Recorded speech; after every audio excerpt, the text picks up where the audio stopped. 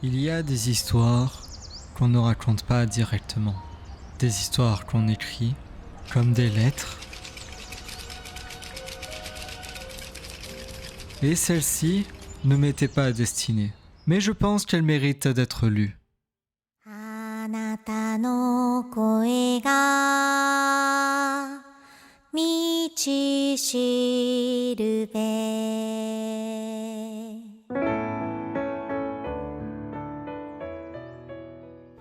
Major, vous m'avez dit un jour « Je t'aime ».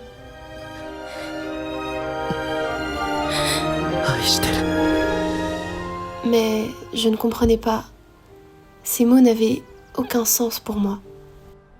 Au début, Violette ne comprend pas ce que signifie aimer. Non pas parce qu'elle ne ressent rien, mais parce qu'elle n'a jamais appris à ressentir.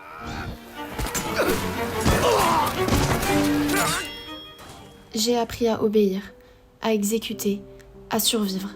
Pas à comprendre, pas à ressentir. Et puis vous êtes arrivé. Vous ne me regardiez pas comme une arme. Vous me parliez comme à une personne. Et juste avant de disparaître, vous m'avez dit « Je t'aime ». Et pour la première fois, j'ai entendu un mot que je ne comprenais pas. Parce que comment comprendre un mot quand on n'a jamais appris ce qu'il signifie? Et c'est là que commence son histoire. Une histoire où elle va essayer de comprendre ce que ces mots voulaient dire.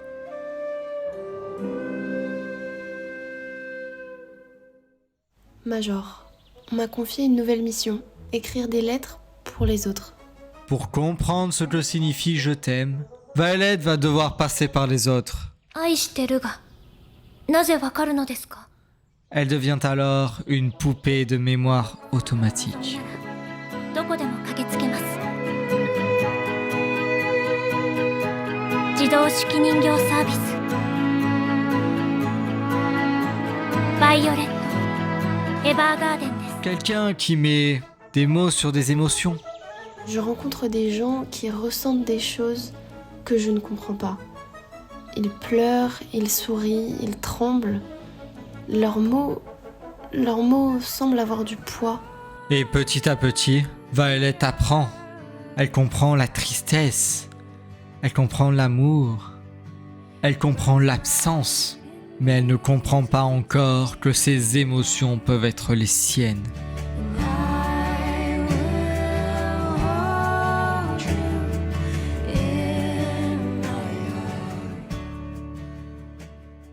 Aujourd'hui, j'ai écrit des lettres pour quelqu'un qui ne pourra pas les lire tout de suite. Des mots destinés à plus tard. Des mots pour quelqu'un qu'on ne verra pas grandir.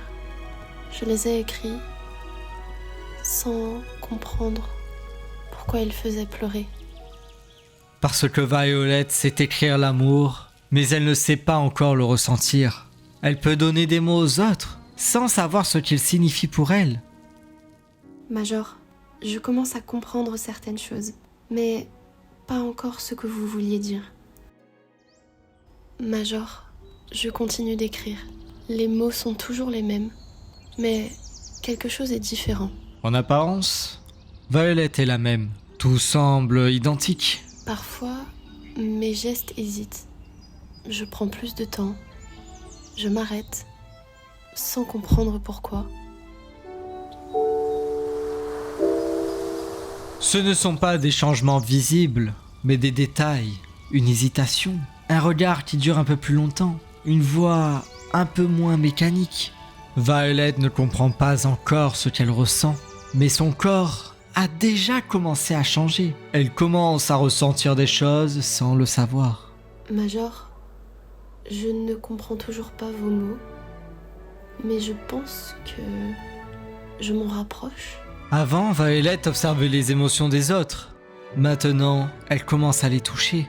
Ce qu'elle écrit ne reste plus extérieur. Quand j'écris, quelque chose reste en moi. Une sensation que je n'arrive pas à nommer. Comme si ces mots m'appartenaient aussi.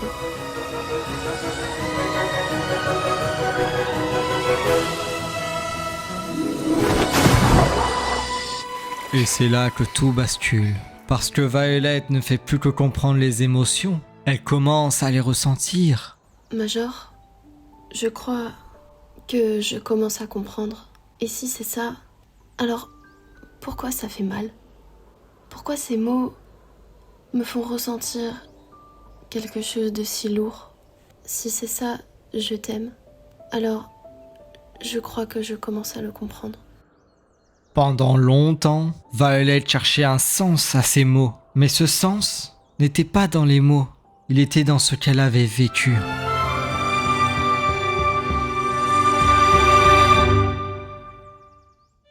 Je crois que je comprends maintenant ce que vous vouliez dire, ce que je ressentais sans le savoir. Et si c'est ça, alors pourquoi ça fait aussi mal? Pourquoi comprendre ces mots me fait ressentir votre absence encore plus fort? Pourquoi maintenant? Parce que je t'aime.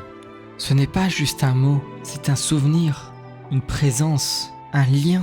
Mais cette compréhension arrive toujours avec une douleur, parce que certains mots prennent du sens seulement après qu'il ne soit trop tard.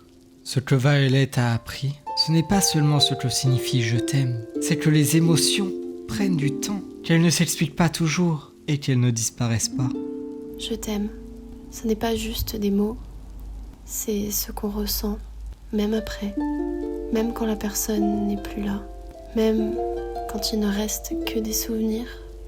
Ce vide dans l'obscurité est comblé par la lumière de ces moments précieux. Peut-être que ces mots ne sont jamais compris immédiatement. Peut-être qu'on met du temps à leur donner un sens, et peut-être que c'est normal. Major, merci. Grâce à vous, j'ai compris ce que signifie « je t'aime ».